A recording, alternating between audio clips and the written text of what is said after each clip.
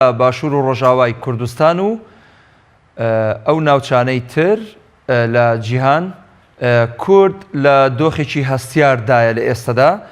بۆ قسەکردن لەسەر ئەم بابەتە میوانداری بەڕێز شوان هەورامی چاودێری سیاسیمان کردووە. کاک شوان سڵاوی خوات لێبێت، هۆکاری ئەمە چییە کە چ لە باشوور چ لە ڕۆژئاوا رووسیا و ئەمریکا بە تایبەتی بەگشتیش وڵاتانی خۆرئاوا لە نێوان چێشتەنگا و ئێوارانێکدا دەستیان لە کورد و خەونەکانی بەردا؟ سڵاوی خوای گەورە لە ئێوە و لە بینەرانی بەڕێز. ئێمە ئەبێ ئەوە زۆر چاک بزانین لە سەدەی 19ەمەوە کە ناوی کوردستان لە وڵاتان لە نێوەندە نێودەوڵەتیەکانە سەری هەڵدا لە ئیمپراتۆریەتی رووسیا، لە بەریتانیا، لە فەڕەنسا و لە ناوەندە خۆراوایەکانە، هەتاکو ئەم ساعتەی کە ئێمە قسەی تیاکەین هەمیشە کورد بەداخەوە ئەڵێم جیۆپۆلیتیکی کوردستان بۆ نەیارەکانی زۆر سوودی هەبووە کە کورد وەکو کارتێکی گوشار بەکاربهێنن، بەڵام بەداخەوە بۆ کورد بۆ خۆی مایەی نەهامەتی و مایەی ماڵوێرانی بووە. ئێمە ینی ئەبینین کە لە دوای ڕێکەوتنامەی سایکس بیکۆش هەتاکو ئێستا هەموو ئەو کاتانەی کە کورد خەباتی تیا کردووە، بەداخەوە ئەڵێم ناوەندە جیهانیەکان، هێزە جیهانیەکان و هێزە ئیقلیمیەکان، وڵاتانی ئیقلیمی کوردیان وەکو کارتی گوشار بەکارهێناوە بۆ گەیشتن بە ئامانجەکانیان. هەر کاتێکیش کە گەیشتبن بە ئامانجەکانیان دەستیان لێبەرداوە. من حەز دەکەم یەک دوو نمونە باس بکەم. ئێمە لە باشووری کوردستان کە ئێستا هەرێمی کوردستانە، لە شۆڕشی ئەیلوولە ینی کورد گەورەترین شۆڕشی کرد، بەڵام دوجار بەهۆی پیلانێکی نێودەوڵەتیەوە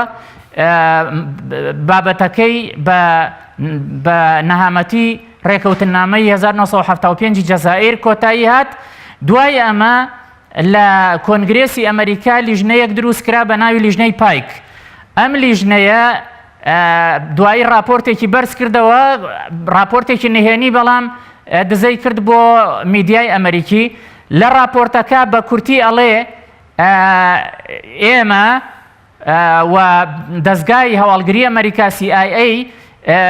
کوردەکانی بەکارهێنا، ڕێگەی نەدا بەوەی کە لەگەڵ حکوومەتی عێراقی بگەنە ئەنجام بۆ ئەوەی ڕێکەوتنامەی 1970 جێبەجێ بکەن.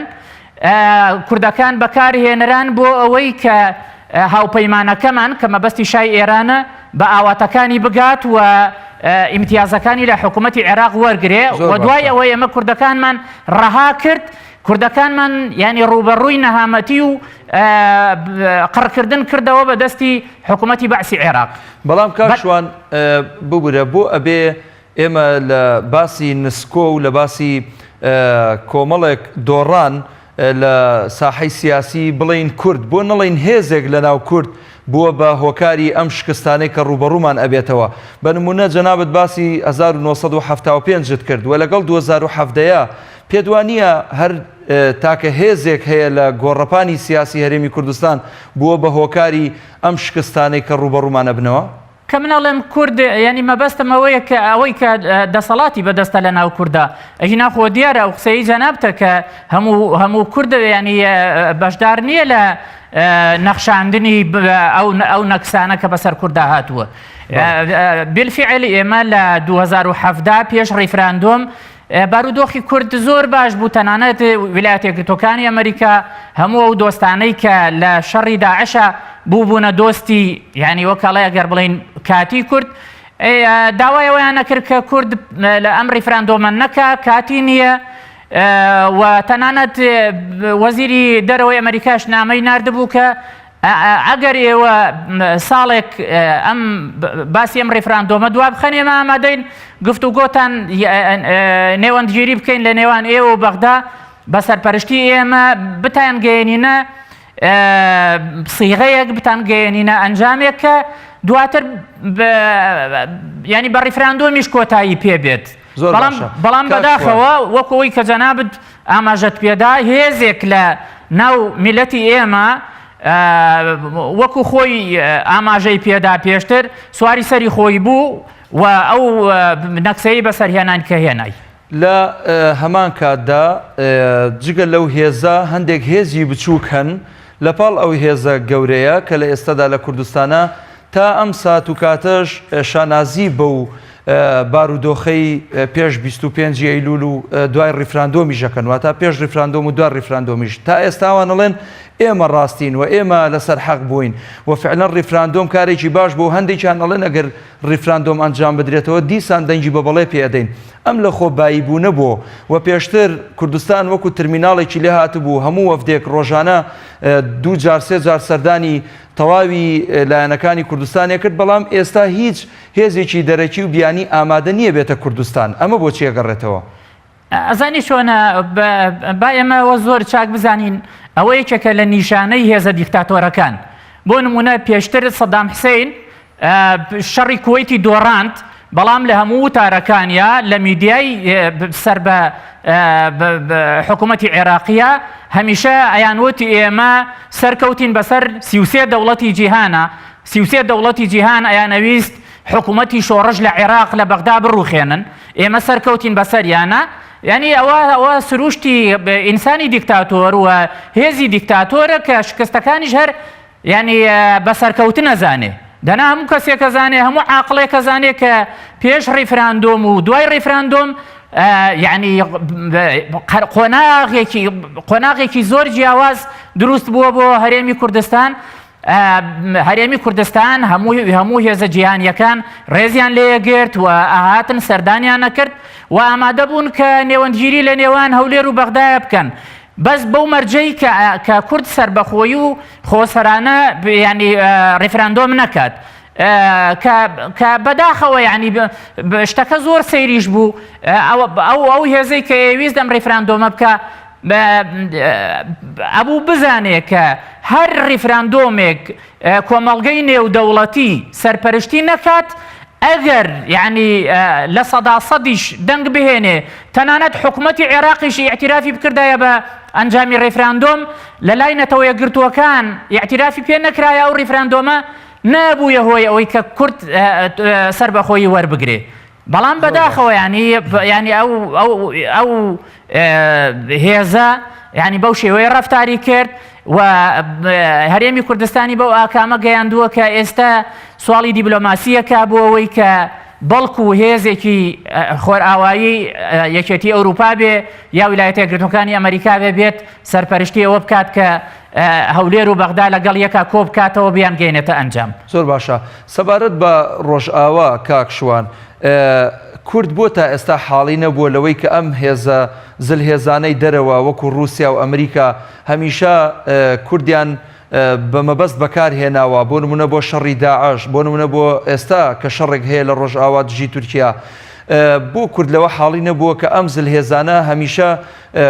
کوردیان بردووەتە سەر کانیاوێک و دواتر بەبێەوەی ئاویان بەنێ و گێڕاویانەتەوە ئەمە سەرنجی جەنابەت چیە لەسەر ئەم وەزعە بەداخەوە ئەمە هۆکاری سەرەکی ئەوە ئەگەڕێتەوە بۆەوەی کە قیادەی سیاسی کورد سەرکردایەتی سیاسی کورد خوێندنەوەکانی خوێندنەوەیەکی سەرکێڵانەیە خوێندنەوەیکی زۆر بێهێزە و زۆر بە باشی هێزە کاپیتالیستەکان هێزە سەرمایەدارەکان تێنەگەیشتووە هێزی سەرمایەداری بە ڕۆمانسیانە و بە ئەخلاقیانە سیاست ناکە لەسەر ئەساس و بنچینەی بەرژەوەندی سیاسەتەکە بەڵام هێزی وەکو هێزەکانی ئێمە بە بنەمای ئەخلاقی مامەڵە لەگەڵ هێزە خۆراواییەکانە ئەکەن بەو مانایەی بۆ نمونە مەسەلەن یەکێتی پارتی ڕەیان وەها بوو کە ئەگەر ئێمە ببینە هاوپەیمانی ئەمریکا بە بێمەرج و هەموو ئاسانکاریە بۆ ئەمریکا بکەین هەموو یارمەتیەک بدەین کە حکوومەتی ناوەندی لە عێراقا دامەزرێنینەوە بە هێزی بکەین ئەگەینە ئەو ئەنجامە یعنی ئەگەینە ئەنجامێکی ئەخلاقی بەو شێوەیە کە ئەمریکا هەرگیز دەستبەرداری ئێمە نەبێ. بەڵام بە پێچەوانەوە بینیمان کە کوردەوە هەموو پێشمەرگەیەی دایە کوشت لە پێناوی ئەوانە، بەڵام ئەوان کە کاتێک راپۆرتی بیکەر هامیلتۆن ئامادەکرا ئەوان وت ئامادە نەبوون مادەی 140 دەستوری عێراق جێبەجێ بکرێ. زۆر باشە. من پرسیارێکم هەیە لە دوو بەش پێک هاتووە. بەشێکیان کە ئێستا جەنابەت باسی 140 کرد، حەزەکەم هەڵوێستەیەک لەسەر ئەو بابەتە بکەین. ئەو شکستەی ئێستا دووچاری کەرکووک بووەتەوە و کەرکووچیەکان بەدەست ئەم بارودۆخەوە ئەناڵێنن، ئەمە تۆ هەز ناکەی پشتکردنێکە لە کوردی کەرکووک دوجار مەسەلەن هێزێک کە هێزێکی گەورەیە و پێشتر خۆی بە خاوەنی کەرکووک و نەوتەکەی کەرکووک و خەڵکەکەی کەرکووک زانیوە لە ئێستادا پاشەکشێ بکاو بڵێ من تەنانەت بەشداری لە هەڵبژاردن ناکەم لە کەرکووک. جەنابتان لەم بارەیەوە ئەڵێن چی؟ بەشی دووەمی پرسیارەکەم دوای وەڵامدانەوەی جەنابەت ئەبێت. بێگومان ینی مەسەلەی کەرکووک بەداخەوە ینی ئەو هێزەی کە ئەیوتی ئێمە کەرکووک چۆڵ ناکەین و دیفاع لە کەرکووکەکەین لە جیاتی ئەوەی کە دوای شەڕی داعش بێن لە ڕێگەی گفتوگۆیەکی عەقڵانی و لەسەر بنەمای دەستوری عێراق گفتوگۆ بکرێ لەگەڵ بەغدا، لە جیاتی ئەوەی بێن ئەمە ینی لەم ڕێگەیەوە بچنە گۆڕەپانەکە، هاتن لە ڕێگەی ڕێفراندۆمەوە ینی مەسەلەکەیان دۆڕاند کە هەموو دنیاوتی ڕێفراندۆم مەکەن. ئەو کاتە پێگەی کوردیان بەو شێوەیە زەعیف کرد و کورد بەداخەوە خۆیشی لەناو خۆیان ینی یەک نییە و یەکدەنگ نییە. ئەوە بوو ینی بینیمان کەرکووک بە سەفقەیەکی ینی مخابەراتی لە ماوەی چەند سەعاتێکە تەسلیمی حکوومەتی ناوەندی کراو نەک کەرکووک لە سەدا پەنجاویەکی خاکی کوردستان کە ئێمە زیاتر لە 20,000 پێشمەرگەی شەهید و بریندارمان لە پێناویادا لە ماوەی 24 سەعاتە هەمووی چۆڵ کرا. من نازانم هەر باسی کەرکووکە کرێ، شەنگال بۆ چۆڵ کرا، بۆ ڕەبیعە چۆڵ کرا، سنوورێ بۆ چۆڵ کرا، بۆ مەخموور چۆڵ کرا. خۆ ئەوانە ژەر ناوچە بوو، تەنانەت نەوتی هاوان و بای حەسەن خۆ زێرەڤانی لێبوو ئەوێ بۆ چۆڵ کرا. بەڵێ ینی ئەوانەش کۆمەڵی پرسیارن. زۆر باشە. من داوای لێبوردنەکەم بەهۆی ئەوەی کات کەمە، حەزەکەم بە کورتی وەڵامی ئەم پرسیارم بیتەوە. بەشایەتی چاودێرانی سیاسی و ڕۆژنامەنووسان و خەڵکی ئەکادیمی ئەم حکوومەتی هەرێمی کوردستان لە ئێستادا زۆر لاوازە و ناتوانێت کارەکانی خۆی تەنانەت بە شێوەیەکی باش ڕایی بکە. حکوومەت سنگ دەرئەپەڕێنێ لە ئێستادا بە ناوی حکوومەتی عێراقیشەوە قساکە. بۆ نموناڵی ئێمە لە گفتوگۆکانمانە گەیشتین بەکردنەوەی فڕۆکەخانەکان، بە ناردنی موچە، کۆمەڵێک وعد و بەڵێن لە لای خۆیەوە ئەدا دواتر حکوومەتی عێراق ئەڵێ نەخێوانیە و ئێمە ئەو قسانەمان نەکردووە. جەنابتان چ خوێندنەوەیەکتان بۆ ئەم هەڵوێستە هەیە لەلایەن حکوومەتەوە؟ بێگومان ئەمان ینی هەموو خەڵکی هەرێمی کوردستان ینی بێمتمانە بوون لە لای خەڵکی هەرێمی کوردستان و تەنانەت ئەو لیستانەی بڵاویەکەنەوە بۆ موچەدان بە وەزارەتەکان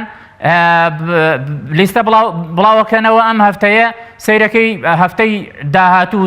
دوو هەفتە دواتر ینی ئەو بەڵێنەی خۆیان جێبەجێیەکەن یا نایشیکەن. لەبەرەوە ینی لە لای خەڵکی هەرێمی کوردستان بێمتمانە بوون، بۆیە ینی ئەم جۆرە بەڵێنانە دانایانەوێ مەسەلەن خەڵکی هەرێمی کوردستان چاواشە بکەن، بەڵام ئەوانە بوو حەقیقەت بڵێن کە ئێمە لە ڕێفراندۆمە بەڕاستی لە مەیدانی سیاست و لە مەیدانی سەربازی شاتێک شکاین. پێویستە کات ئێمە کۆدەنجیەکی نیشتیمانی دروستکەین، پێویستمان بە دەنجی هەموو هێزە نیشتیمانیەکانە، پێویستمان بە دەنجی هەموو خەڵکی کوردستانە و پێویستمان بەوە هەیە کە ئەم شکستە بگۆڕین بەوەی کە جارێکی تر هەرێمی کوردستان هەڵسێنینەوە. بەڵام بەداخەوە دەسەڵاتدارانی هەرێمی کوردستان سوورن لەسەر ئەم چاواشەکاریانە و ئەم چاواشەکاریانەش ینی بە دڵنیایی نایانگەێنێتە ئەنجام. زۆر سپاس بۆ بەڕێز شوان هەورامی چاودێری سیاسی کە لە سۆدیۆکانمان ئامادە بووی. سپاس بۆ بەڕێستان. سپاس بۆ یەش.